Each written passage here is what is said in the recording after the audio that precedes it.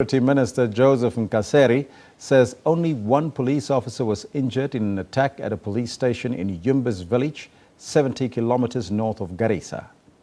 Media reports from Kenya earlier indicated that 20 police officers had been killed and several others injured in a Monday evening ambush on the police officers.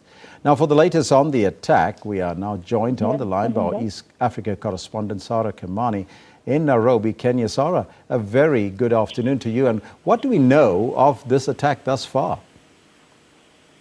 Good afternoon, Elvis. Now, what we know is that the Kenya police are now saying that indeed there are not 20 police officers who have been killed, as we had been reporting earlier in the morning in the alert that was sent out. Instead, they're saying that 5 police officers were injured by Al-Shabaab militants in an ambush in an area called Yumbis.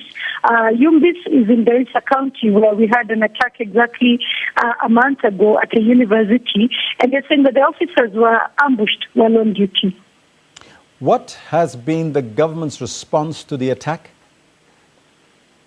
Well, initially, they were very uncoordinated in terms of the information they had. Early in the morning, I spoke to a spokesperson, and when I asked him about the 20 dead of police, he said that indeed that was the information they were receiving. Later on, when we spoke to him, he said 13 police officers were missing, and just now we have received a statement from the police saying that 5 police officers were injured. Now, when you ask him why the very different information that was coming, he says that the area is very remote, and initially they were not able to account for all the officers. They say now they have been able to account for all the officers.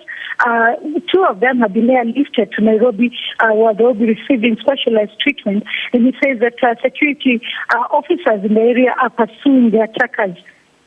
Has there been any group, Sarah, that claimed responsibility for the attack? Yes, we have information not from Reuters news agency and also from the French news agency saying that Al-Shabaab militant group in Somalia has claimed responsibility through their military spokesperson, saying that indeed they carried out the attack. Just to say that in this same village, there had been an ambush last week on Monday, and the Al-Shabaab held a village hostage for hours. They put up their flag, they hoisted their flag in the village.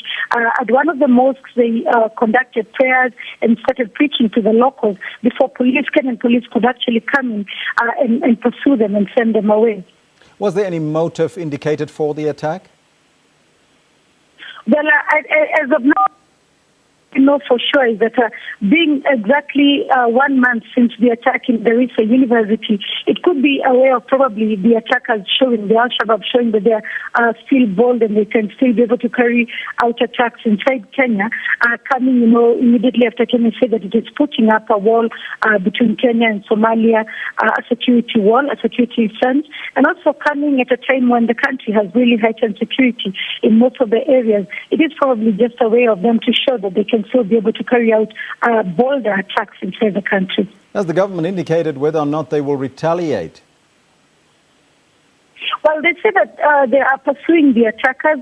They have not indicated if any of them have been arrested. But on a different related matter, a wanted suspect linked to Al-Shabaab has been arrested in a totally different town in Mombasa, and they say he was found in his possession to be having some explosives. We're still not yet clear where he was arrested, whether in his house or whether in the city. We will give you that information when we receive it.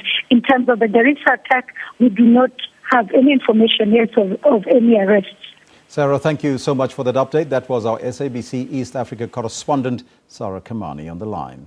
Now, that's your news for now. Tsetsi Munare is standing by with your weather forecast.